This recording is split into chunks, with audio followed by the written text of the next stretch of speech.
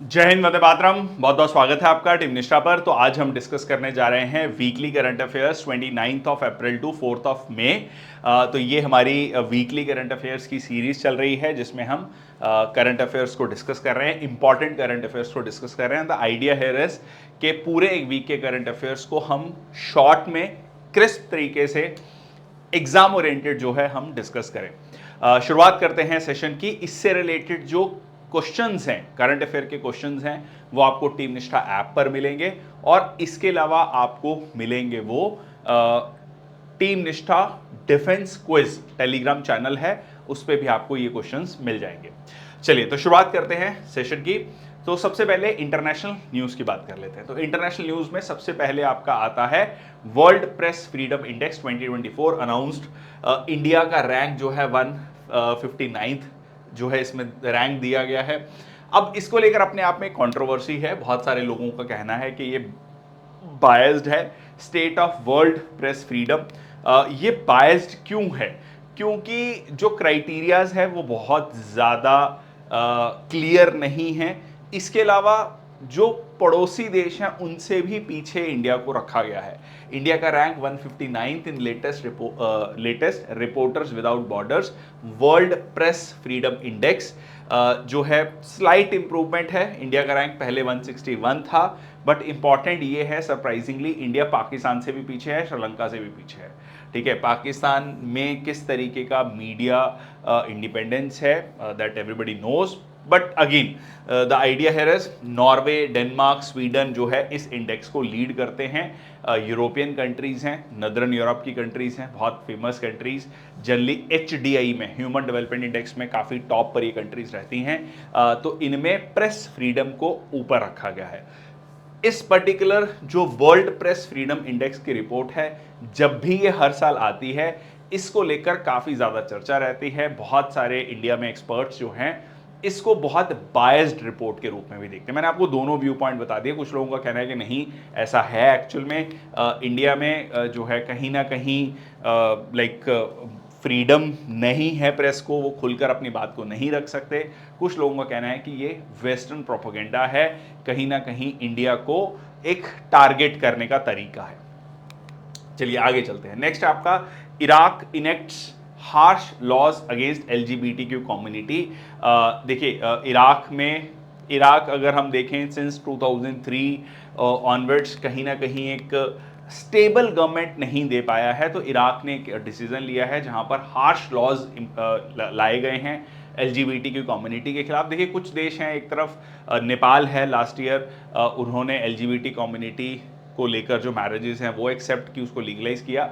यहाँ पर एक तरफ इराक है, Iraq passes laws penalizing the homosexual and transgender relationship. Punishment includes 10 to 15 years in prison और 10 से 15 साल की सजा। Same sex relationship face global controversy, हमेशा से कंट्रोवर्शियल रहे हैं। Public displays of affection by LGBTQ community couples often met with mockery and threats. ठीक है, हमेशा से कहीं ना कहीं उनको थ्रेट्स फेस करने पड़े हैं। अलग अलग देशों को का जो है अलग अलग स्टैंड इस बात में रहा है। अगर इंडिया की बात करें, इंडिया में मैरिजेस लीगलाइज नहीं है, बाकी जो है सेक्शन 377 जो है वो लीगलाइज कर दिया गया था। ठीक है जी। चलिए नेक्स्ट आपका UN panel on critical energy transition minerals. देखिए पूरी दुनिया में ग्लोबल वार्मिंग, क्लाइमेट चेंज की बात चल रही है, उसमें एक बहुत इंपॉर्टेंट एस्पेक्ट आता है ग्रीन एनर्जी का, जिसमें हम सोलर पैनल्स की बात करते हैं, EV इलेक्ट्रिक व्हीकल्स की बात करते हैं और उसमें लिथियम आयन बैटरीज की बात करते हैं, जिसमें कि कुछ क्रिटिकल मिनरल्स हैं जो कि कुछ सर्टन देशों में ज़्यादा पाए जाते हैं। अब इसकी वजह से क्या हो रहा है कि ग्लोबल सप्लाई चेन्स इफेक्टेड हैं। खासकर अगर हम देखें, चाइना कहीं ना कहीं इसमें काफ़ी ज़्यादा होल्ड रखता है। तो ये इस पर्टिकुलर पैनल में ये डिस्कशन किया गया कि किस तरीके से उसकी वजह से क्योंकि कुछ देशों का कंट्रोल है, वो सीधा सीधा इस फ्यूचर की ग्रीन एनर्जी को कंट्रोल करते हैं। इसको डीरेगुलेट होना चाहिए या कहीं ना कहीं डी कंट्रोल यहां पर होना चाहिए, ये बात कही गई है। So new panel on critical energy transition minerals जैसे मैंने आपको लिथियम आयन बैटरीज की बात कही, मटेरियल एनर्जी नेक्सस है, ठीक है, मटेरियल एनर्जी नेक्सस है, advocate for responsible and equitable value chains. तो अगेन टारगेट शब्दों का आपको समझना पड़ेगा, कहते हैं ना रीड बिटवीन द लाइंस, सीधा सीधा इशारा चाइना की तरफ नहीं है, बट बात जो है चाइना को ही टारगेट की गई है। तो चाइना भी इसमें मेंबर है। Participation of 23 countries including India, African Union, 14 non governmental groups. Panel seeks to promote dialogue and prevent negative resource nationalism. कहीं ना कहीं ये नहीं होना चाहिए कि कुछ देश ही इन क्रिटिकल मिनरल्स को कंट्रोल कर रहे हैं, ठीक है जी। So key members of the panel include both China and United States, और पैनल के ऑब्जेक्टिव्स हैं कि किस तरीके से global common principles critical energy transition minerals पर जो है फोकस किया जाए, equity, transparency, sustainability, human rights, इन सारी चीजों पर भी बातचीत की गई। नेक्स्ट है आपका नेक्स्ट है फिलीपींस और चाइना के बीच में टेंशन बढ़ गई है डिस्प्यूटेड शोल को लेकर। अब ये कौन सा एरिया है, यहां पर आप मैप में देखेंगे ये चाइना है, चाइना का हैनान आइलैंड है, यहां पर आपको फिलीपींस दिख रहा है, इंडोनेशिया दिख रहा है। यहां पर आप देखेंगे तो ये है आपका स्पार्टली आइलैंड, ठीक है, पार्सल एंड स्पार्टली आइलैंड, बहुत इंपॉर्टेंट, ठीक है, ये सीधा सीधा क्वेश्चन बनता है, पार्सल एंड स्पार्टली आइलैंड। अब इसमें अगर आप देखेंगे ये डैश, एक रेड कलर के आपको डैश दिख रहे हैं, तो इसको बोला जाता है 9 डैश लाइन, 1 2 3 4 5 6 7 8 9, ठीक है, तो ये इसको बोला जाता है 9 डैश लाइन। इसके तहत चाइना जो है ये पूरा का पूरा एरिया, मतलब जो साउथ चाइना सी है, इसको क्लेम करता है, इसको कहता है कि ये हमारा एरिया है। यहां तक नहीं, यहां पर यह भी है कि चाइना ने आर्टिफिशियल आइलैंड्स भी डेवलप करने शुरू कर लिए। अब सवाल आता है कि ऐसा क्या है, ऐसे ये ठीक है समुद्र में कुछ आइलैंड्स हैं, इनमें ऐसा क्या खास है, इसमें कहा गया है, एस्टिमेटेड है कि ह्यूज रिसोर्सेज हैं, क्रूड ऑयल के रिसोर्सेज हैं, अदर रिसोर्सेज हैं, जो कि सीधा सीधा जो है चाइना की इकॉनमी को हेल्प करेगा या बाकी देशों की इकॉनमी को हेल्प कर सकता है। इसके अलावा अगर हम बात करें, चाइना का ये भी कहना है कि लाइक एंशिएंट टाइम से चाइनीज़ जो सिविलाइजेशन, चाइनीज़ लोग हैं वो इन आइलैंड्स पर जाते रहे हैं, यहाँ पर उनका बसेरा रहा है, और ये ट्रेडिशनली हमारा ही पार्ट रहा है, मतलब वो बहुत सारी चीज़ों के थ्रू जो है इस चीज़ को क्लेम करते हैं। अब फिलीपींस ने यहाँ पर का भी ये क्लेम है, क्योंकि United Nations convention on laws of seas, United Nation convention on laws of seas के तहत ये फिलीपींस के एक्सक्लूसिव इकोनॉमिक जोन में आता है। So Philippines rejected China's claim of reaching an agreement over the South China Sea dispute, ठीक है, कहीं ना कहीं चाइना के प्रोपेगेंडा को नेगेट करता है, और dispute over the ownership of reefs, shoals and islands among the 7 governments. तो यहाँ पर बहुत सारे देशों के बीच में इसको लेकर डिस्प्यूट है, और ये पर्टिकुलर जगह है सेकेंड थॉमस शॉल, जिसको लेकर ये डिस्प्यूट दोबारा से उभरा है। ऐसा नहीं है कि नया कोई डिस्प्यूट है, ये बहुत सालों से डिस्प्यूट है। इसमें China, Taiwan, Malaysia, Brunei, Philippines, Vietnam भी क्लेम करते हैं इन एरियाज को, ठीक है, और कहीं ना कहीं चाइना सीधा सीधा इसमें अपनी दादागिरी कर रहा है, ठीक है जी। तो ये है आपका एक इंपॉर्टेंट एस्पेक्ट।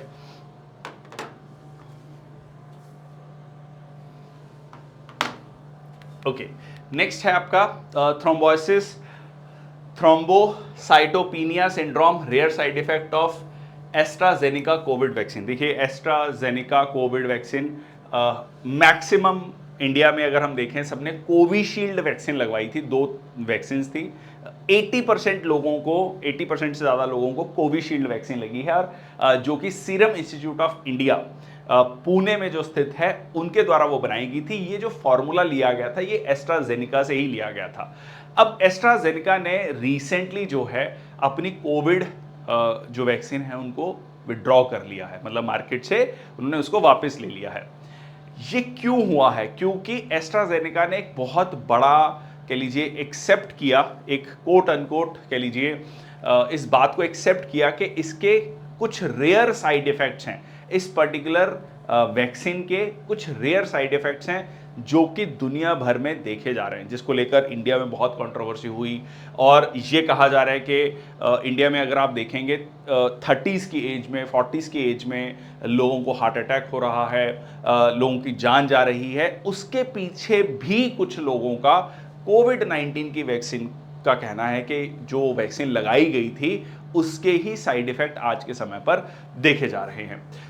ये बीमारी का नाम है थ्रोम्बोसिस थ्रोम्बोसाइटोपिनिया सिंड्रोम, जो कि एस्ट्राजेनेका वैक्सीन या जॉनसन में ये देखा गया। और ये एक रेयर बट सीरियस कंडीशन है जिसमें ब्लड क्लॉटिंग होना शुरू हो जाता है एंड प्लेटलेट लेवल्स कम होने शुरू हो जाते हैं। खासकर जैसे डेंगू होता है तो उसमें भी प्लेटलेट लेवल कम होते हैं, तो इसमें प्लेटलेट लेवल्स कम होते हैं और ब्लड क्लॉटिंग होनी शुरू हो जाती है। इसके वजह से आपको सीवियर हेडेक हो सकता है, blurred vision, shortness of breath, chest pain, leg swelling, ये सारे इसके सिम्टम्स हैं और ये इसको एक्नॉलेज किया है कि ये एक उसका साइड इफेक्ट है। तो दुनिया भर में ये चर्चा चल रही है कि उस समय पर एक इमीडिएटली, देखो इसको आप दो तरीके से समझ सकते हैं। कुछ लोगों का कहना है कि क्योंकि उस समय पर एक दुनिया में 100 सालों में एक ऐसी पैंडेमिक था जिससे दुनिया को बचाना ज़रूरी था, एक ऐसी वैक्सीन है लाई गई जिसके प्रॉपर जो ट्रायल्स होने चाहिए थे। देखिए कोई भी वैक्सीन को इंट्रोड्यूस करने के लिए जनरली 2 से 3 साल लगते हैं उनके सारे ट्रायल्स पूरे होने में। इसके इनिशियल ट्रायल्स पूरे किए गए और उसके बाद ये वैक्सीन जो है इंट्रोड्यूस कर दी गई ताकि बहुत तेज़ी से लोगों का वैक्सीनेशन किया जा सके और मासेस को बचाया जा सके, उनकी एक इम्यूनिटी डेवलप हो सके। और कहीं ना कहीं ये जो रेयर साइड इफेक्ट्स हैं ये उस समय पर भी बहुत सारे जो कह लीजिए साइंटिस्ट हैं उन्होंने कहा था कि किसी भी वैक्सीन के साइड इफेक्ट्स होते हैं।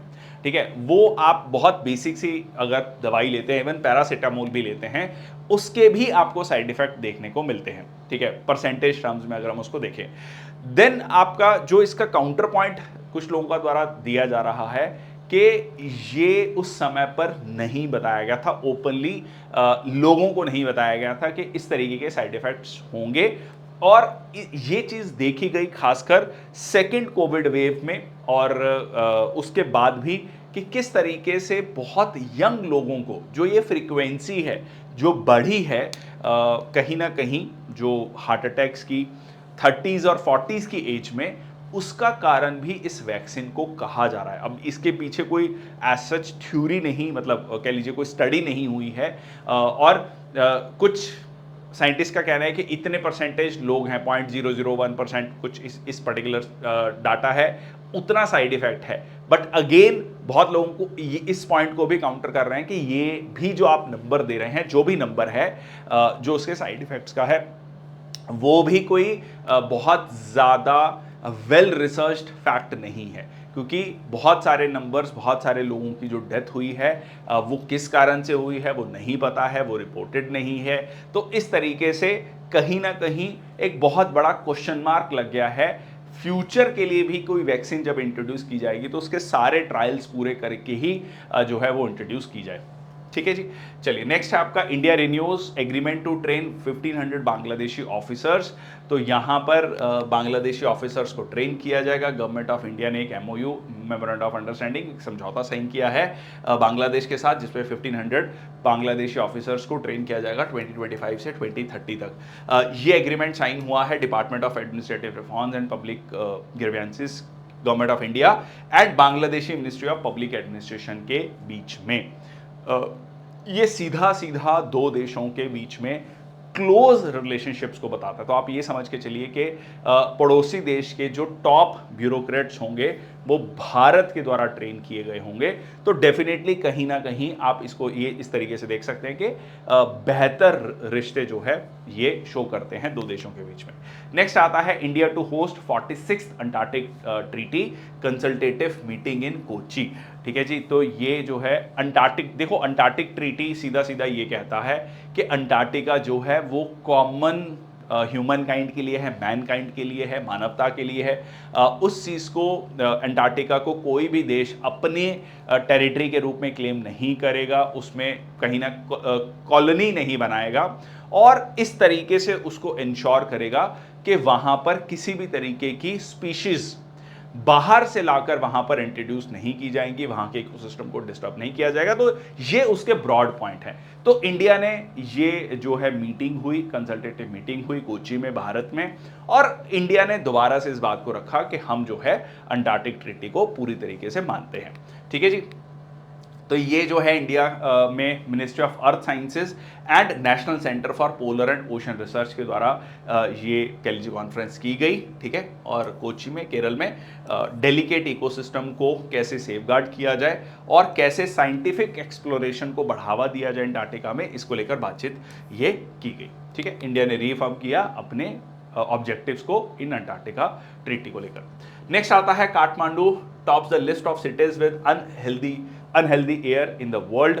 ये अपने आप में एक बहुत चिंता का विषय है। देखिए, कई बार हम पढ़ते हैं कि इंडिया में बेगूसराय में सबसे पॉल्यूटेड एयर है, दिल्ली की बात होती है, नॉर्थ इंडिया की बहुत सारी सिटीज़ की बात होती है, फिर पाकिस्तान में लाहौर की बात होती है, इस्लामाबाद की बात होती है, ढाका की बात होती है।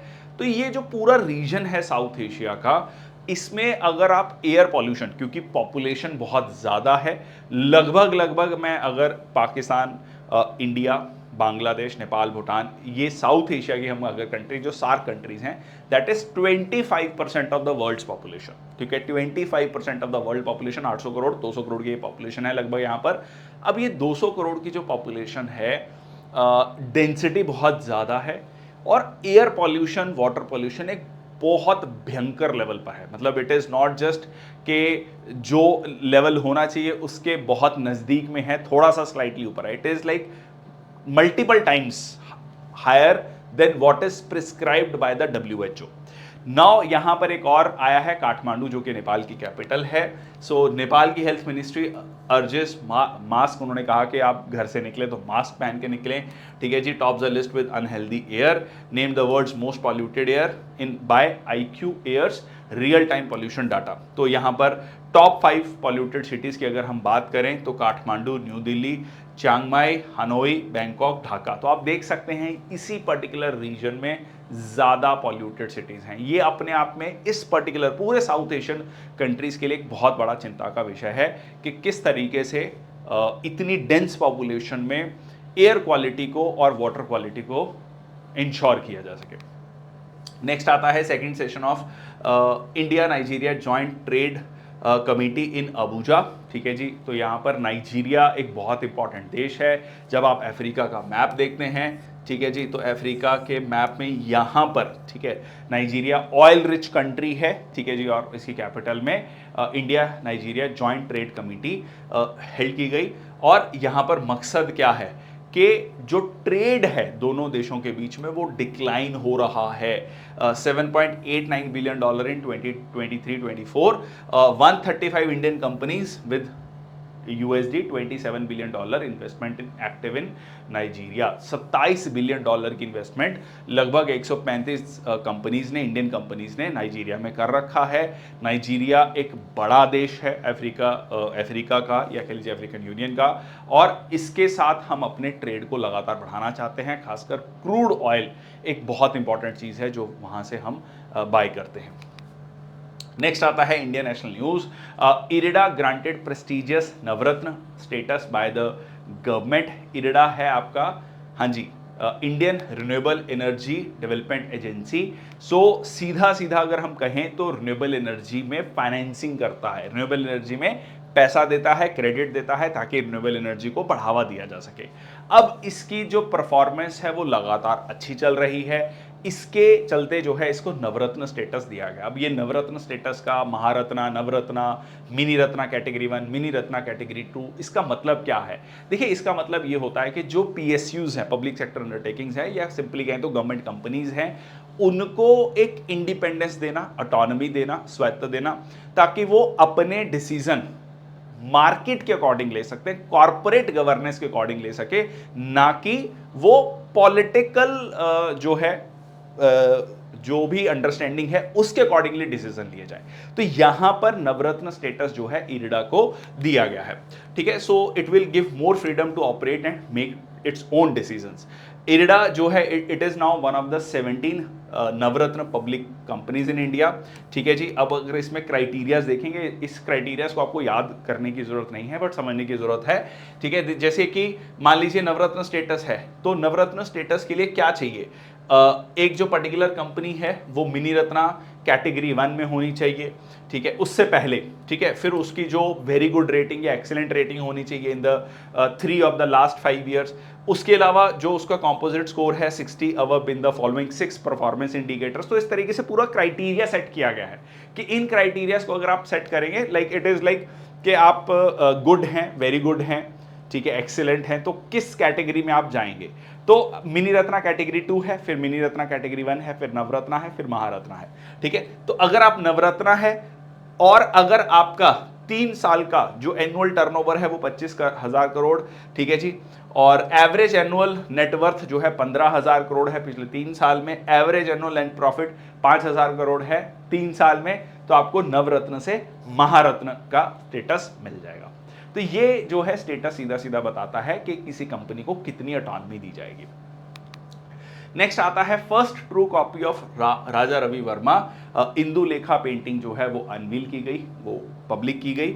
तो यहां पर ऑथेंटिक कॉपी जो है Indulekha to be revealed at Kilimanoor palace.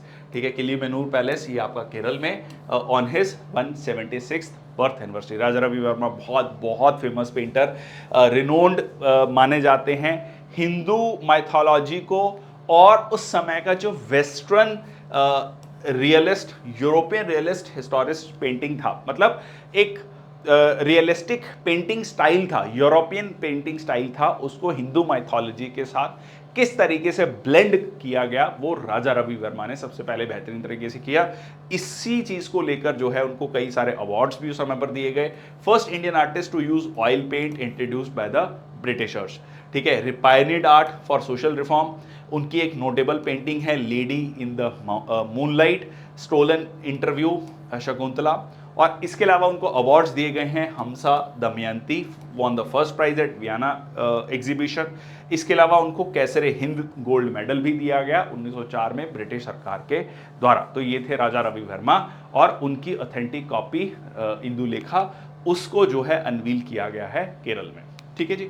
Next है आपका, सुप्रीम कोर्ट ने कहा है कि हिंदू मैरिजेस में सेरेमनी जरूरी है, सिर्फ रजिस्ट्रेशन से काम नहीं होगा। अगर हिंदू मैरिज एक्ट के तहत आप किसी भी शादी को रजिस्टर करते हैं तो सिर्फ रजिस्ट्रेशन करने से वो मैरिज जो है वैलिड नहीं मानी जाएगी। वो वैलिड मानी जाएगी जब उसकी जो सेरेमनीज हैं, जैसे फेरे होते हैं, 7 फेरे होते हैं, तो वो अगर पूरे होंगे तभी वो मैरिज कंप्लीट मानी जाएगी। ठीक है, so without proper ceremony invalid under Hindu marriage act. तो ये चीज जो है बहुत क्लियरली कही गई है in accordance with section 7 of the act deemed essential for legal validity. ठीक है, तो ये माना गया है कि लीगल वैलिडिटी तभी होगी जब वो सारी सेरेमनीज पूरी की जाएंगी। नेक्स्ट आपका इकोनॉमिक न्यूज में, एफपीआई जो लिमिट है, फॉरेन पोर्टफोलियो इन्वेस्टमेंट की जो लिमिट है गवर्नमेंट सिक्योरिटीज में, वो अनचेंज्ड है at 6% of the outstanding stocks of the securities. देखिए, अब सवाल आता है कि गवर्नमेंट सिक्योरिटीज क्या होती है।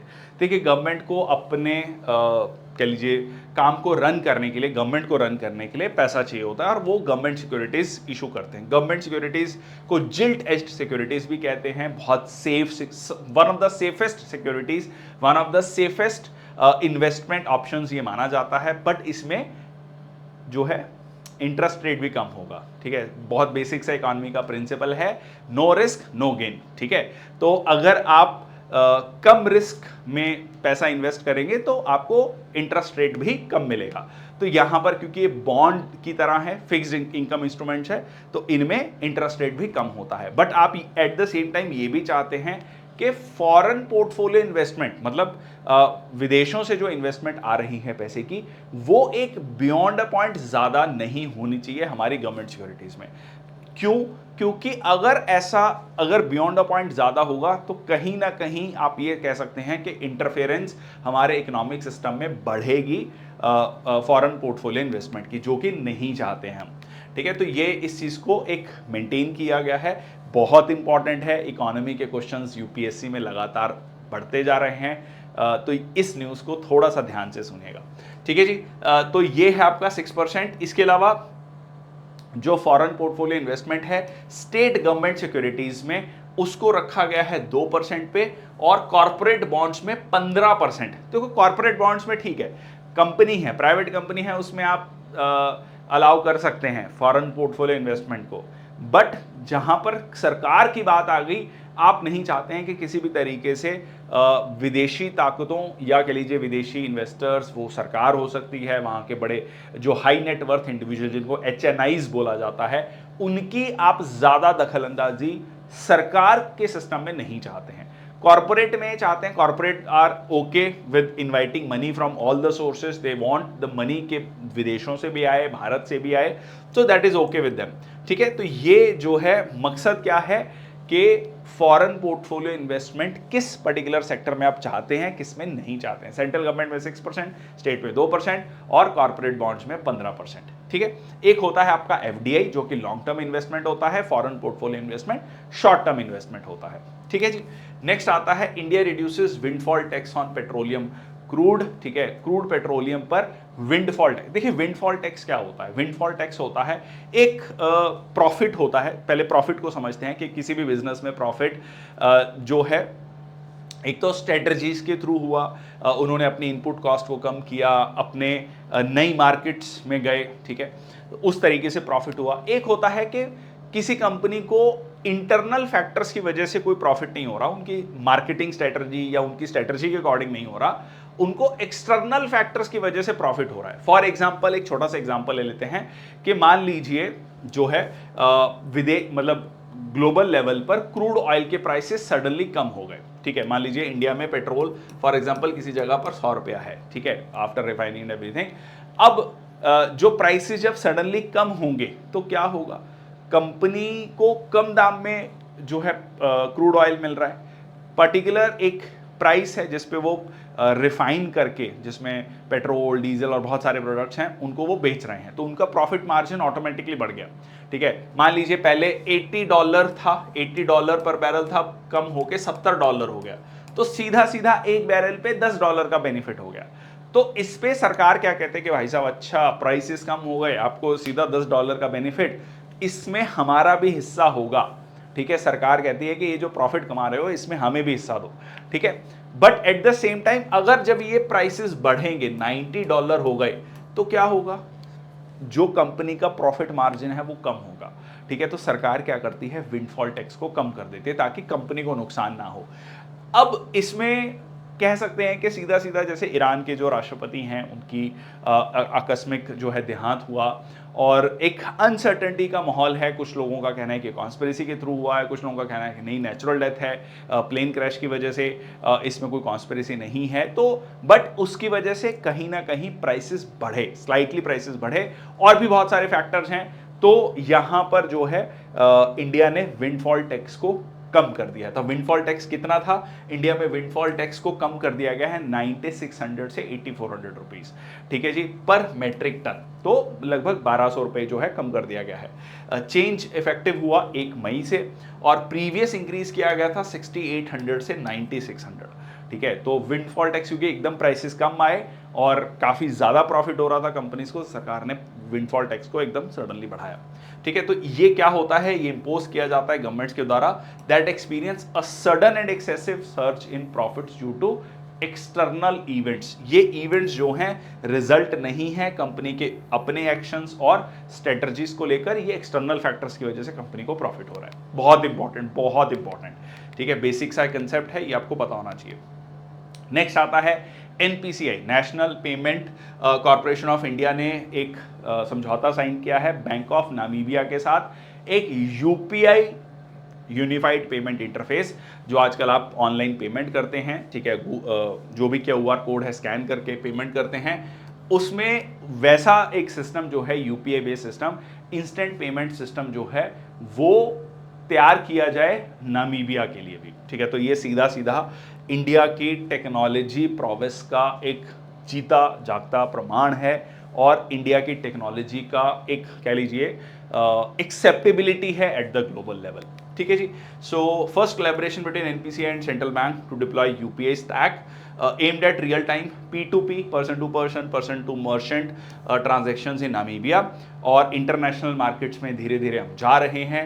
नामीबिया की बात करें तो अफ्रीका का जो साउथ वेस्ट जो रीजन है वहां पे आप नामीबिया को देख सकते हैं। साउथ अफ्रीका के साथ इसका बॉर्डर लगता है। यहाँ पर एक बेंगुएला करंट है, कोल्ड करंट है, यहाँ पे एक नामिब डेजर्ट है, यहाँ पर कालाहारी डेजर्ट है।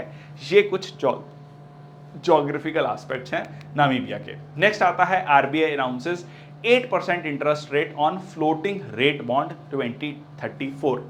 अच्छा, अब इसको पहले फ्लोटिंग रेट सेविंग बॉन्ड्स को समझ लेते हैं।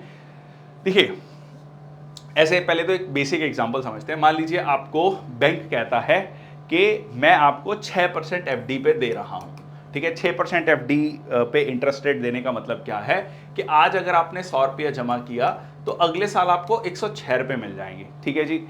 अब आप बहुत खुश हैं कि मेरे 100 रुपया 106 हो गया, you are very happy, but ठीक है, now one of your friend who is economist या इकोनॉमी को जानता है, उसने आपका थोड़ा सा इंजॉयमेंट खत्म कर दिया। कैसे खत्म कर दिया? उसने कहा कि भाई साहब आपके 100 से 106 रुपये नहीं हुआ, आपको 6 रुपये का बेनिफिट नहीं हुआ, नुकसान हो गया। कैसे नुकसान हो गया? उसने कहा कि भाई साहब ऐसा है कि इसी टाइम पीरियड में 7% इन्फ्लेशन था, ठीक है जी, 107 रुपये। तो जो वैल्यू 100 रुपये की आज मतलब पिछले साल थी वो अब 107 रुपये सेम है वैल्यू, ठीक है, मतलब ये वैल्यू सेम है एक साल में।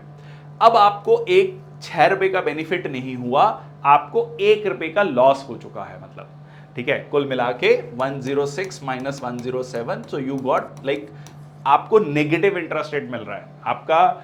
आपका जो इंटरेस्ट रेट है वो इन्फ्लेशन को बीट नहीं कर पा रहा है। अच्छा, अब बहुत सारे लोगों का ये कहना है कि भाई तो क्या इंटरेस्ट रेट होना चाहिए, ठीक है, मतलब लाइक कितना इंटरेस्ट रेट होना चाहिए।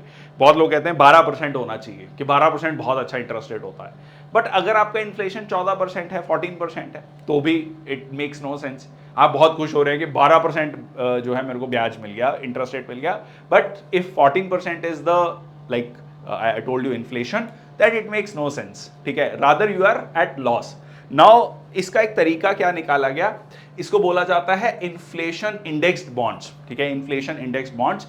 वो सिंपल ये कहता है कि भाई साहब इन्फ्लेशन के अकॉर्डिंग देख लेंगे। मान लो इन्फ्लेशन अगर 6% है, मैं एक एग्जांपल ले रहा हूं, एक डिसाइड हुआ कि जितना इन्फ्लेशन होगा, रेट ऑफ इन्फ्लेशन होगा, उसका 2% एक्स्ट्रा हम आपको ब्याज दे देंगे। अगर 6% होगा तो 8% ब्याज दे देंगे, अगर 4% इन्फ्लेशन होगा तो 6% ब्याज दे देंगे, ठीक है। तो आपने कहा कि ये ठीक है, ठीक है, मतलब मैं हमेशा इन्फ्लेशन को बीट कर सकता हूं, ठीक है। तो यही एग्जैक्टली कंसेप्ट है फ्लोटिंग रेट बॉन्ड में, ठीक है। फ्लोटिंग रेट बॉन्ड में तो जितना इन्फ्लेशन है उसके ऊपर कहीं आपको इंटरेस्ट रेट मिलेगा। तो यहां पर 8% इंटरेस्ट रेट रखा गया है फ्लोटिंग रेट बॉन्ड 2034 के लिए। अब अगर इन्फ्लेशन कम होगा तो ये रेट ऑफ इंटरेस्ट भी नीचे आ जाएगा, अगर इन्फ्लेशन बढ़ेगा तो ये रेट ऑफ इंटरेस्ट भी बढ़ जाएगा, ठीक है जी। सो आरबीआई ने अनाउंस किया 8% interest rate on floating rate saving bonds. So floating rate bond matures in 2034, ठीक है, जिसमें इंटरेस्ट रेट जो है हर 6 महीने बाद चेंज होगा, ठीक है, हर 6 महीने बाद अकॉर्डिंग टू इन्फ्लेशन ये चेंज किया जाएगा। चलिए, तो ये था बेसिक कंसेप्ट, मैंने आपको इसमें बता दिया है। नेक्स्ट चलते हैं, ओईसीडी ने रेज किया है इंडिया की इकोनॉमिक ग्रोथ फोरकास्ट को 6.6% फॉर ईयर 24-25, ठीक है। तो यहाँ पर आप देख सकते हैं 6.6%, 7%, एसबीआई ने तो कहा है कि 8% तक हम ग्रो करेंगे, ठीक है, वर्ल्ड बैंक ने कहा है 6.6%। तो यहाँ पर ओईसीडी का कहना है कि इंडिया जो है 24-25 में 6.6% तक ग्रो करेगा, ठीक है। अब ये क्या बहुत इंपॉर्टेंट है सारे याद रखने हैं? जी नहीं, एक आइडिया है कि ये इंपॉर्टेंट ऑर्गेनाइजेशंस हैं इंटरनेशनल लेवल पर, कुछ रेटिंग एजेंसी हैं जैसे फिच है, ये आपको इंडिया की ग्रोथ फॉरकास्ट के बारे में बताती हैं। तो एक आइडिया मिलता है इससे आपको कि इंडिया लगभग कितने % पे ग्रो कर सकता है। ओवरऑल अलग अलग ऑर्गेनाइजेशंस का क्या कहना है, ठीक है जी।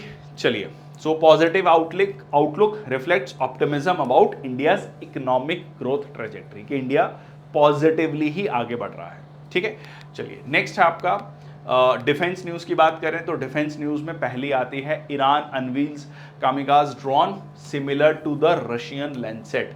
ठीक है, रशिया का लैंडसेट है और ईरान ने अनवील किया है या पब्लिक किया है कामिकाज ड्रोन। तो Iranian Revolutionary Guard Corps unveils new kamikaze drone, so designed for targeted attacks, जैसा कि यूज किया गया था रशिया के द्वारा यूक्रेन कन्फ्लिक्ट में। काफ़ी सक्सेसफुल, मतलब रशिया का ये एक्सपेरिमेंट रहा। ईरान ने रशिया को हेल्प किया। ठीक है, it is not Russia helping Iran, rather Iran helping Russia. ठीक है, so model resembles Russia's Zala Lancet drone from 2020। बहुत सिग्निफिकेंट प्रोग्रेस हुई है इसकी प्रोडक्शन में, ऐसा ईरान का कहना है। और ये एक्सटेंसिवली यूज़ किए गए हैं रशिया के द्वारा, जैसे मैंने आपको अभी बताया अभी। नेक्स्ट आपका इंडियन एयरफोर्स और Indian navy induct rampage missile for enhanced strike capabilities. Rampage missile को इंडक्ट किया गया है नेवी के द्वारा और एयरफोर्स के द्वारा। ठीक है जी, so enhance their combat capabilities, long range supersonic. ठीक है, सुपरसोनिक दैट इज, हाँ जी लिखेंगे, ग्रेटर देन 1 मैक। ठीक है, 1 to 5 Mach that is supersonic. Hypersonic होता है 5 से ऊपर।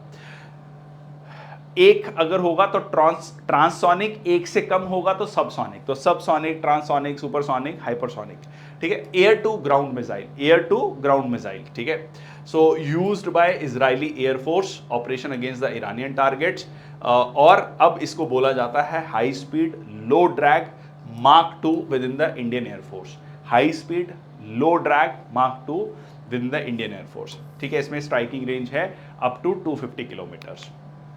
नेक्स्ट आपका इंडियन आर्मी ने और पुनीत बालन ग्रुप ने कोलैबोरेट किया है developing India's first constitution park. ठीक है, पहला कॉन्स्टिट्यूशन पार्क डेवलप किया जाएगा। मकसद क्या है कि जो हमने इंडियन गवर्नमेंट ने टारगेट लिया है 2047 तक एक विकसित भारत बनने का जो सपना है या कह लीजिए एक लक्ष्य है, उसको इसमें स्ट्रेस किया जाएगा कि जो as a citizen, as a नागरिक, जो हमारी ड्यूटीज है, हमारे कर्तव्य हैं, उन पे फोकस किया जाएगा। So lieutenant general Ajay Kumar Singh lead ceremony stresses citizens duties for India's 2047 developmental goal. So a collaboration fostering civic duty and national progress. ठीक है जी, China unveils first Hangor class submarine developed for Pakistan. तो यहां पर चाइना ने, देखिए इसको याद करने का तरीका, पाकिस्तान आजकल क्या कर रहा है, पाकिस्तान लिटरली चाइना पर लटका हुआ है। ठीक है, इकोनॉमिकली हर चीज़ को लेकर, मतलब बस कि भाई हमें बचा लो। तो लिटरली चाइना जो है, मैंने कई बार इस चीज़ को कहा भी है कि इकोनॉमिक कॉलोनी बन चुका है पाकिस्तान, जो है चाइना की इकोनॉमिक कॉलोनी बन चुका है। So first Hangor class submarine developed for Pakistan. तो ये जो है 8 सबमरीन्स डेवलप की जाएंगी, 4 चाइना में बिल्ड की जाएंगी और 4 कराची में। इसमें किसको टारगेट किया गया है, इंडिया की जो कलवरी क्लास सबमरीन्स हैं उन्हीं के तर्ज पर पाकिस्तान भी इस को जो है बनाना चाह रहा है। Advanced weapon sensors for long range targeting, और ये डील साइन की गई थी during president Xi's visit to Pakistan. ठीक है, तो हैंग हो रहा है Pakistan over the China. Next आपका DRDO successfully test long range smart anti submarine missile system. तो यहां पर आप देख सकते हैं long range smart anti submarine missile system, जिसका नाम स्मार्ट दिया गया है, next gen torpedo release system. सो ये इंडियन नेवी की एंटी सबमरीन वॉरफेयर कैपेबिलिटीज़ को इम्प्रूव करेगा। इसको ground mobile launch off Odisha coast doctor APJ Abdul Kalam island से लॉन्च किया गया। ठीक है, ये रिप्रेजेंट करता है cutting edge enabled light weight torpedo delivery system. मकसद क्या है, again anti submarine warfare capabilities को इंप्रूव करना। नाम दिया गया है स्मार्ट। ठीक है, स्मार्ट। ओके, नेक्स्ट आपका पर्सनल न्यूज़, एक बुक लिखी गई है शेन वॉटसन, बहुत फेमस क्रिकेटर हैं, ऑस्ट्रेलिया के बहुत फेमस बैट्समैन हैं। तो उनके द्वारा एक बुक लिखी गई है द विनर्स माइंडसेट। तो उन्होंने कहा है कि ये बुक में मैंने प्रैक्टिकल टेक्निक्स बताई हैं कि कैसे जो है आपको अपना बेस्ट वर्जन बन सकते हैं। तो ये बुक में आपको काफ़ी ज़्यादा उन्होंने मोटिवेशन टेक्निक्स क्या हैं, विनर्स माइंडसेट कैसा होता है, वो उसके बारे में लिखा है। ठीक है, तो इन्होंने कहा कि ये कोई ट्रेडिशनल ऑटोबायोग्राफी नहीं है, रादर मेंटल स्ट्रेटजीज के बारे में यहाँ पर बात की गई है इस बुक में। नेक्स्ट है पाकिस्तान के प्राइम मिनिस्टर शहबाज शरीफ ने अपॉइंट किया है इशाक दर को जो as a deputy prime minister. तो इशाक दर पाकिस्तान के डिप्टी प्राइम मिनिस्टर बन गए हैं। इनके बारे में अगर थोड़ा सा मैं बैकग्राउंड बताऊं तो ये चार्टर्ड अकाउंटेंट हैं, ठीक है, वित्त मंत्री रहे हैं, अब इनको उप प्रधानमंत्री बना दिया गया है पाकिस्तान का। ठीक है जी। सो पॉइंट्स शाकदार एज डिप्टी पीएम, सो ये अनाउंस किया गया है during the शरीफ्स visit to Saudi Arabia. Foreign minister भी रहे हैं और council of common interest, chartered accountant हैं बाय प्रोफेशन इशाकदार, इकोनॉमी के काफ़ी जानकार माने जाते हैं। नेक्स्ट आता है जस्टिस दिनेश कुमार को अपॉइंट किया गया है SAT presiding officer, securities appellate tribunal. देखिए सिक्योरिटीज एपीलेट ट्रिब्यूनल का काम ये रहता है कि स्टॉक मार्केट सेबी को लेकर किसी भी तरीके का जो है कोई भी डिस्प्यूट है या कोई भी शिकायत है, रिड्रेसल ग्रीवेंसेस हैं, उसका निवारण जो है सैट करता है, सिक्योरिटीज एपीलेट ट्रिब्यूनल करता है। ठीक है जी। तो यहाँ पर justice Dinesh Kumar presiding officer बनाया गया है सिक्योरिटीज एपीलेट ट्रिब्यूनल का, और गवर्नमेंट ऑफ इंडिया ने इनको 4 साल का टेन्योर, ये 4 साल का टेन्योर होगा। इससे पहले वो चीफ जस्टिस रहे हैं कर्नाटका हाई कोर्ट के। ठीक है जी, कर्नाटका हाई कोर्ट के। नेक्स्ट है आपका प्लेबैक सिंगर उमा रमनन का देहांत हो गया है एट द एज ऑफ 72। बहुत फेमस सिंगर मानी जाती हैं और for her melodious voice passes away at 72 in Chennai. So renowned singer known for collaboration with Ilaiyaraaja leaves lasting legacy in Indian music. ठीक है जी, तो इनका देहांत हो गया है। नेक्स्ट आपका Solomon island elects pro China leader. Solomon islands बहुत ज़्यादा चर्चा में है बहुत सालों से, खासकर पिछले 3-4 सालों से, क्योंकि सोलोमन आइलैंड्स एक बहुत स्ट्रेटेजिकली बहुत इंपॉर्टेंट लोकेशन पे लाई करता है। यहाँ पर चाइना और यूएस दोनों ही अपना कब्जा चाहते हैं। कब्जा मतलब नॉट एग्जैक्टली फिजिकली कब्जा, मतलब होल्ड चाहते हैं अपना। ठीक है, तो ये आप देख सकते हैं ऑस्ट्रेलिया के नॉर्थ में आपको देखिए 3 सेट ऑफ आइलैंड्स यहाँ पर, मेलेनेशिया, पॉलिनेशिया, माइक्रोनेशिया। मेलेनेशिया में यहाँ पर आप देख सकते हैं सोलोमन आइलैंड्स आता है। ठीक है, सोलोमन आइलैंड्स आता है। ये सोलोमन आइलैंड्स का जो है मैप है होनायरा। ठीक है, ये आप देख सकते हैं।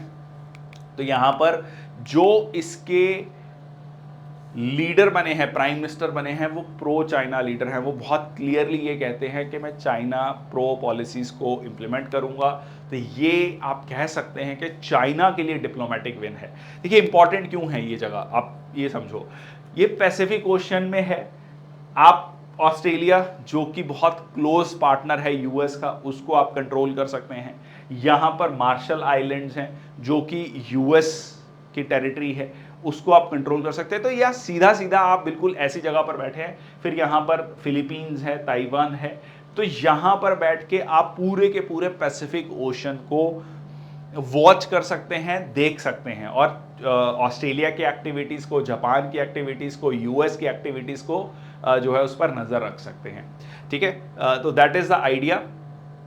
तो Solomon island appoints China friendly diplomat Jeremiah Manele as the new prime minister. He was to uphold nations China friendly foreign policy. ठीक है, सो वेरी वेरी इंपॉर्टेंट। ठीक है जी। इसमें अगर हम इसकी बात करें तो आर्किपेलागो है, आर्किपेलागो होता है ग्रुप ऑफ आइलैंड्स। ठीक है, और coral atolls 15 lakh square kilometres का एरिया है, बहुत इंपॉर्टेंट। ठीक है, छोटे छोटे बहुत सारे आइलैंड्स हैं। नेक्स्ट है अवार्ड्स एंड ऑनर्स में Alok Shukla wins prestigious Goldman environmental prize 2024। ठीक है, इसको जो है इस प्राइज को कहा जाता है आपका ग्रीन नोबेल प्राइज। ठीक है, ग्रीन नोबेल प्राइज कहा जाता है। बहुत प्रोमिनेंट इन्वायरमेंटल एक्टिविस्ट हैं, कन्वीनर रहे हैं छत्तीसगढ़ बचाओ आंदोलन के। ठीक है, तो इनको 2024 बहुत प्रेस्टिजियस गोल्डमैन एनवायरमेंटल प्राइज दिया गया है, जिसको ग्रीन नोबेल प्राइज भी कहा जाता है। ठीक है, क्योंकि इन्होंने ग्रास रूट लेवल पर इन्वायरमेंटल प्रोटेक्शन को लेकर काम किया है। ठीक है जी, तो ये है आपका आलोक शुक्ला। नेक्स्ट है आपका eminent personalities honoured with prestigious Pandit Lachhu Maharaj award. ठीक है जी, तो यहाँ पर हेमा मालिनी, सायरा बानो, ये अवार्ड पिछले 10 सालों से नहीं दिया गया, तो इस बार 10 लोगों की पूरी लिस्ट दी गई है। यहाँ पर आप देख सकते हैं 15 से लेकर 24 साल तक, 24 ईयर तक, ठीक है, 2024 तक हेमा मालिनी जी और यहाँ पर सायरा बानो, ठीक है। तो इनको लाइक रिस्पेक्टिवली 2018 2019 का, उसके अलावा भी अवार्ड्स दिए गए हैं। और कथक में, भरतनाट्यम में, मेनली म्यूजिक और जो है डांस में, ठीक है, मेनली डांस में अगर हम बात करें। So in the field of art and culture will also be recognised at the ceremony, ठीक है जी। Honoured with, so renowned Hindi film superstars will be honoured with Pandit Lachhu Maharaj award. सो ये कई सालों से नहीं दिया गया था, जैसे मैंने अभी आपको बताया, 10 सालों का अवार्ड एक बार में साथ में दिया जा रहा है। नेक्स्ट आपका Purnima Devi Barman gets the green Oscar Whitley gold award 2024। Assam की रहने वाली हैं, असम में काफ़ी सालों से काम कर रही हैं। सो वाइल्ड लाइफ बायोलॉजिस्ट हैं फ्रॉम असम। विटले गोल्ड अवार्ड, ठीक है, विटले गोल्ड अवार्ड, इसको ग्रीन ऑस्कर भी कहा जाता है। इनका जो मेन काम रहा है वो एंडेंजर्ड ग्रेटर एडजुटेंट स्टॉक, ठीक है, एडजुटेंट एक बहुत इंपॉर्टेंट पोस्ट होती है आर्मी में, फोर्सेस में, ठीक है, एडमिनिस्ट्रेटिव ऑफिसर होता है, पूरा का पूरा कंट्रोल करता है। तो ये ग्रेटर एडजुटेंट स्टॉक है, ये है ग्रेटर एडजुटेंट स्टॉक, जो कि लाइक अगेन थ्रेटेंड स्पीशीज हैं। Prestigious accolade known as green Oscar highlights her remarkable contribution. So emphasizes significance of grassroots efforts in biodiversity conservation. तो इनका बहुत बड़ा योगदान रहा है बायोडाइवर्सिटी कंजर्वेशन में, जैव विविधता में को बचाए रखने में। इसी को लेकर इनको ये अवार्ड, डॉक्टर पूर्णिमा देवी बर्मन को, वाइल्ड लाइफ बायोलॉजिस्ट हैं, इनको ये अवार्ड दिया गया है।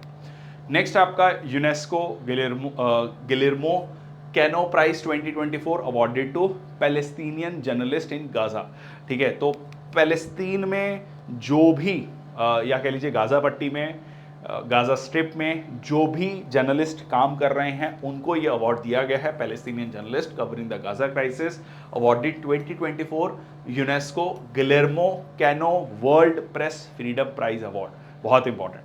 International jury of media professionals ने उनके करेज को सराहा, कमिटमेंट को सराहा। ये सेरेमनी हुई आपकी सेंटियागो, चिले है आपका साउथ अमेरिका कॉन्टिनेंट में, ठीक है।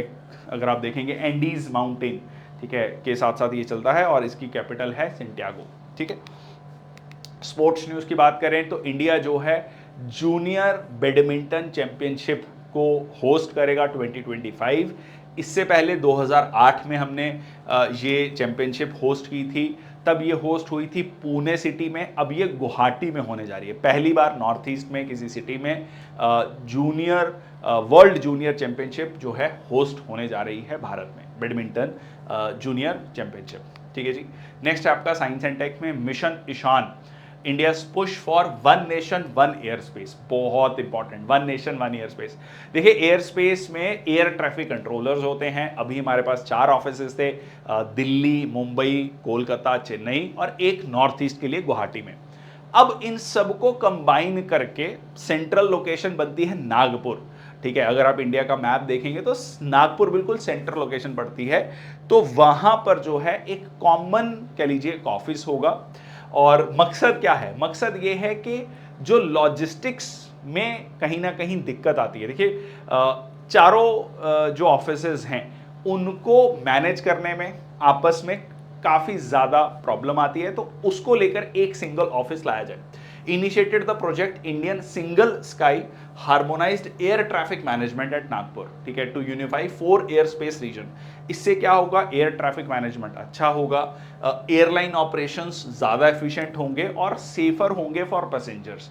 तो ये उसके एक कह लीजिए बेनिफिट्स हैं, ठीक है। बट चैलेंजेस क्या हैं? चैलेंजेस ये हैं टेक्नोलॉजिकल इंप्लीमेंटेशन, प्रोसेस चैलेंजेस और रीट्रेनिंग करना स्टाफ की, ठीक है, एक जगह पर, ताकि वो वहां पर बैठ के पूरे इंडिया को जो है देख सकें। सो इंडिया का एयर स्पेस को हम 4 पार्ट्स में डिवाइड करते हैं, 4 flight information regions, Mumbai, Kolkata, Delhi, Chennai और सब FIR इन गुवाहाटी। अब इसकी जगह एक सिंगल ऑफिस होगा, पूरा का पूरा एयर स्पेस आप नागपुर से बैठकर कंट्रोल कर रहे होंगे, ठीक है जी। नेक्स्ट आता है bio hacking and the race to become super human, ठीक है। बायो हैकिंग की दुनिया भर में बात चल रही है। देखिए बायो हैकिंग क्या है? देखिए बायो हैकिंग है कि किस तरीके से आप अपने बॉडी की परफॉर्मेंस को, फिजिकल परफॉर्मेंस को भी और मेंटल परफॉर्मेंस को भी ऑप्टिमम लेवल तक लेके जा रहे हैं by using the biotechnology, supplements, meditation, hydration, biotechnology, positive thinking, genetic testing, regeneration, detoxification, sleep, nutrition, exercise, इन सारी चीज़ों से किस तरीके से आप बेस्ट अपने पोटेंशियल को अचीव कर सकते हैं। तो धीरे धीरे इसकी पॉपुलैरिटी भारत में भी बढ़ती जा रही है। Experimenting with techniques like cryotherapy, four therapy, scientific knowledge और एक्सपेरिमेंटेशन है to optimise body and mind. किस लेवल, किस समय पर आपको सोना चाहिए, कितना सोना चाहिए, ये सारी चीज़ें इसमें बात की जाती है। Practice is aimed at improving physical and mental performance, longevity and overall wellbeing. ठीक है, तो ये बहुत इंपॉर्टेंट है। इसमें डाइटरी मॉडिफिकेशंस की जाएंगी, सप्लीमेंटेशन, स्लीप ऑप्टिमाइजेशन, मतलब बहुत सारी चीज़ों को ट्रैक किया जाएगा। ठीक है, जनरली क्या है, हम कॉन्शियस लिविंग नहीं कर रहे हैं, तो ये बायो हैकिंग में क्या है कि बहुत ज़्यादा कॉन्शियसली आप हर चीज़ को मॉनिटर करेंगे और अपने बेस्ट परफॉर्मेंस को अचीव करेंगे। नेक्स्ट है China to launch Chang'e 6 lunar probe carrying Pakistan ICube-Q mission. देखिए, जब चंद्रयान 3 सक्सेसफुली लॉन्च हुआ, पहुंचा मून पे, तो पूरे भारत में तो जश्न का माहौल था, बट एक पाकिस्तान में काफ़ी ज़्यादा निराशा का माहौल था कि दो देश साथ में आज़ाद हुए थे, पाकिस्तान कहाँ रह गया, इंडिया कहाँ पहुंच गया। उसमें एक ये भी हुआ कि पाकिस्तान का जो स्पेस टेक्नोलॉजी को लेकर जो वहाँ की ऑर्गेनाइजेशन है, जो कि भारत इंसिडेंटली भारत से पहले बन गई थी, ठीक है, वहाँ पर कुछ काम नहीं हुआ है पिछले सालों, मतलब 50-60 सालों में कुछ खास उनकी अचीवमेंट नहीं है।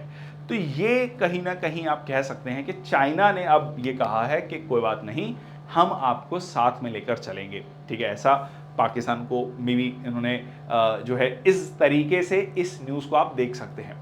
China prepares Chang'e 6 lunar probe launch, milestone in space exploration, और इसमें सॉइल, मून पे जो सॉइल है और रॉक सैंपल्स है, इसको स्टडी किया जाएगा।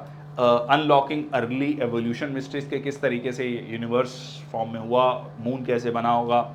ठीक है, deepen understanding of moon and inner solar system.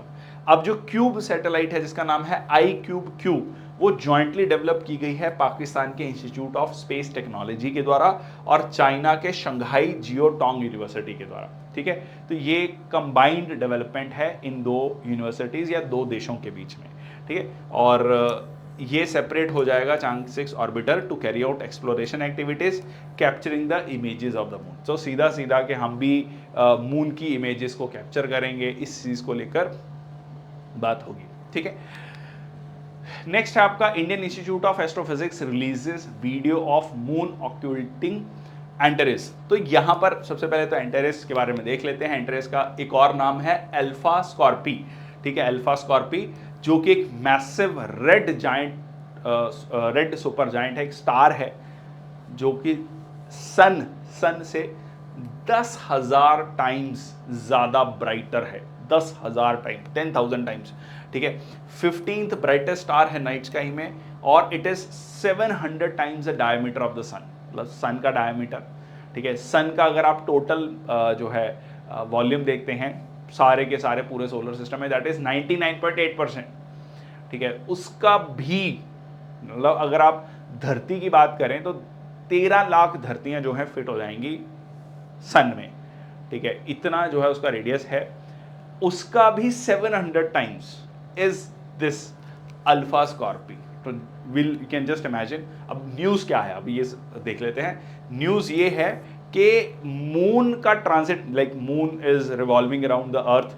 ठीक है, उसमें एक रेयर ग्लिम्स मिला है कॉस्मिक अलाइनमेंट का, जिसमें आप यहाँ पर मून को देख सकते हैं, वो इस पर्टिकुलर स्टार के आगे आ रहा है। ठीक है जी, सो ये जो है यहाँ पर moon passing in front of the Antares a bright red star. तो ये that was very specific event था जब मून जो है इसको क्रॉस कर रहा था। Moon passes in front of the bright star Antares या अल्फा स्कॉर्पी। चलिए, नेक्स्ट है आपका list of important days and dates. ठीक है जी, तो सबसे पहले आता है इंटरनेशनल डांस डे, 29 अप्रैल को होता है। ठीक है जी, तो यहाँ पर डांस किया जा रहा है, इंटरनेशनल डांस डे। ये एस्टेब्लिश किया गया था dance committee of international theatre institute के द्वारा। देखिए किसी भी कल्चर में अगर आप देखेंगे डांस एक बहुत इंपॉर्टेंट एस्पेक्ट माना जाता है और it honours the art of dance globally celebrated every year on 29 April. Birth it commemorates the birth of Jean Georges Noverre. ठीक है, जीन जॉर्ज नॉवरे, नॉवरे मतलब नया, नॉवरे को नया से याद रख लेना। ठीक है, नए डांस की टेक्निक को लेकर आए, पायनियर ऑफ मॉडर्न बैलेट। ठीक है, नए डांस फॉर्म को लेकर आए।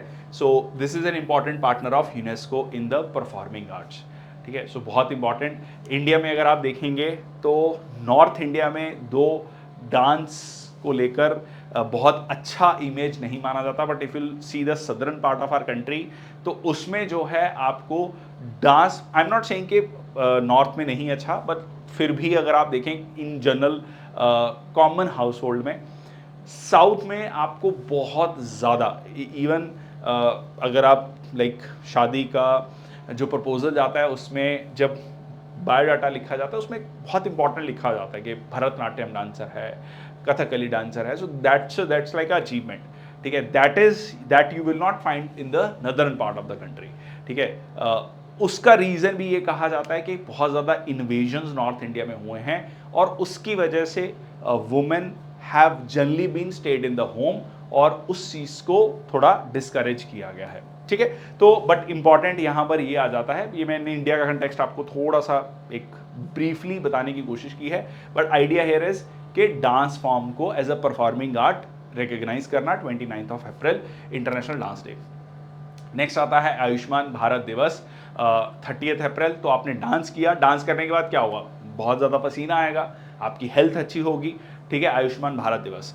ठीक है, सो 30 अप्रैल ये आपका मनाया जाता है, commemorates the launch of Ayushman Bharat Diwas, India's ambitious health insurance scheme, जिसमें 5 लाख का इंश्योरेंस दिया जाता है हर फैमिली को, financial support to over 50 crore citizens by granting them the access to quality health care services. ठीक है जी, और इसमें इवन ये भी कहा गया है, रिसेंटली इलेक्शन चल रहे हैं तो ये कहा गया कि अगर हम जो रूलिंग गवर्नमेंट है, प्रेजेंट गवर्नमेंट है, कि हम रिपीट होते हैं तो जो भी बुजुर्ग हैं 70 ईयर से ऊपर, 70 साल के ऊपर के जो बुजुर्ग हैं उन सबको irrespective of the financial status, उन सबको जो है आयुष्मान भारत स्कीम का बेनिफिट दिया जाएगा, ये कहा गया है। ठीक है जी, इंटरनेशनल लेबर डे 1 मई। ठीक है जी, लाल सलाम इंटरनेशनल लेबर डे, ये आपका 1 मई को बनाया जाता है। मे डे या इसको वर्कर्स डे भी कहा जाता है, ऑनर करता है जो वर्कर्स का कंट्रीब्यूशन है, खासकर जब कह लीजिए कम्युनिस्ट रिजीम्स आनी शुरू हुई, मार्क्सिस्ट रिजीम्स आनी शुरू हुई, तब से ये जो है वर्कर्स डे या मे डे या इंटरनेशनल लेबर डे मनाया जाने लगा। Theme focused on the safety and health at work in changing conditions, announced by international labour organisation like the international labour organisation, ILO के द्वारा ये अनाउंस किया गया। और इसमें मकसद क्या है, देखिए कि सीधा सीधा जो वर्कर क्लास है उनके राइट्स को रिकग्नाइज करना, दुनिया भर में इस चीज़ को अब जो है रिकग्नाइज किया जाता है। किसान, मजदूर, ठीक है, इनके मेनली मजदूर। ठीक है, ओके, नेक्स्ट आता है वर्ल्ड प्रेस फ्रीडम डे 2024 3 में।